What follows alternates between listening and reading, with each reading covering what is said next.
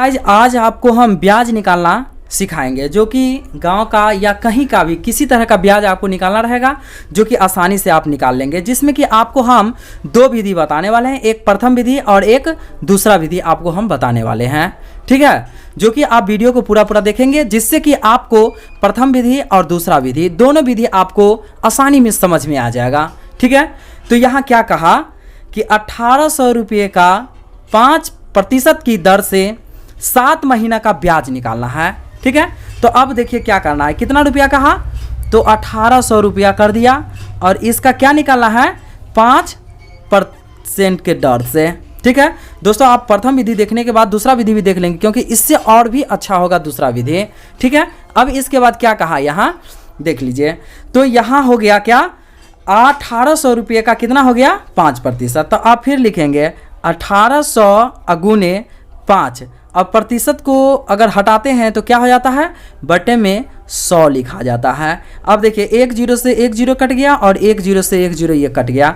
अब इसको गुना करेंगे 18 गुने 5 बराबर कितना हो गया तो 90 हो गया। इसका मतलब क्या हुआ कि ये 90 रुपया जो हमको निकला, 1 महीना का ब्याज निकल गया। 1 महीना का ब्याज कितना हो गया तो ये 90 रुपया हो गया। इसमें क्वेश्चन हमको पूछ रहा है क्या, तो पूछ रहा है इसमें 7 महीना का कितना हो जाएगा ब्याज। ठीक है, तो अब 7 महीना का ब्याज हमको निकालने के लिए क्या करना पड़ेगा, 7 महीना लिखेंगे क्या 7 महीना बराबर क्या होगा 90 अगुने 7 बराबर क्या होगा 9 सते 63, मतलब हो गया कितना 7 महीना का ब्याज तो 630 रुपया हो गया।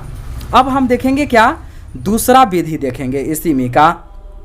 अब देखिए दूसरा विधि क्या कहा रहा है कि 1800 रुपये का 5% की दर से दोस्तों हम किसी आदमी से पैसा लेते हैं। तो इसमें किसी आदमी से हम कितना पैसा ले रहे हैं, इसमें हम किसी आदमी से पैसा ले रहे हैं कितना तो 1800 रुपया ले रहे हैं। ठीक है, तो जो पैसा हम किसी आदमी से लेंगे उसको क्या कहा जाएगा, उसको मूलधन कहा जाता है।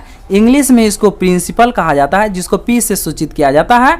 तो कितना हो गया 1800 रुपया हो गया। कितने प्रतिशत के हिसाब से ले रहे हैं हम तो 5% के हिसाब से ले रहे हैं। ये गांव घर या कहीं भी चलता रहता है क्या, कितना परसेंट के हिसाब से पैसा तो 5% के हिसाब से। परसेंट जिसमें लगा रहेगा प्रतिशत का चिन्ह उसको कहा जाता है क्या दर कहा जाता है, जो कि इंग्लिश में रेट मतलब आर से इसको हम क्या करते हैं सूचित किया जाता है। तो ये क्या हो गया 5% हो गया। इसके बाद क्या कहा कि इसमें दर से 7 महीना का ब्याज कितना हो जाएगा। ठीक है, तो इसमें हमको निकालना पड़ेगा, जिसमें महीना लगा रहेगा या वर्ष लिखल रहेगा तो वो क्या कहलाता है समय कहलाता है। मतलब कितने समय के लिए, मतलब कितने टाइम के लिए, तो क्या हो जाएगा 7 महीना हो गया। ठीक है, 7 महीना हो गया। अब इसको हमको क्या करना है, यहाँ सूत्र क्या चीज़ का लगाएंगे तो ब्याज का सूत्र लगाएंगे। तो देखिए ब्याज का सूत्र क्या हो जाता है, ब्याज का सूत्र होता है दोस्तों मूलधन गुने समय गुने दर, अब बटा में क्या लिखना पड़ेगा 100 लिखना पड़ेगा। ठीक है, अब इसके बाद हमको क्या करना है, इस पर हमको बैठा लेना है। तो इसको क्या बैठाएंगे, देखिए मूलधन कितना है हमको, मूलधन हमको 1800 रुपया गुने समय कितना पता है तो 7 और गुने दर कितना पता है 5, और ये बटे में 100 हो जाएगा। क्योंकि सूत्र में क्या है तो सूत्र में हमको 100 दिया हुआ है। अब क्या होगा 1 0 से 1 0 कट गया, 1 0 से 1 0 ये कट गया। अब बचा के हमको 18 गुने 7 गुने 5।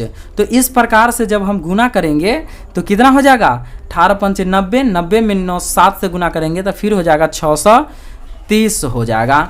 ठीक है, तो इस प्रकार से देखिए दोस्तों प्रथम विधि का भी 630 रुपया आ गया और दूसरा विधि का भी 630 आ गया। ठीक है, तो अब हम फिर देखेंगे क्या दूसरे नंबर हम क्वेश्चन देखेंगे, जो कि वो क्वेश्चन और भी काफ़ी बेटर होगा।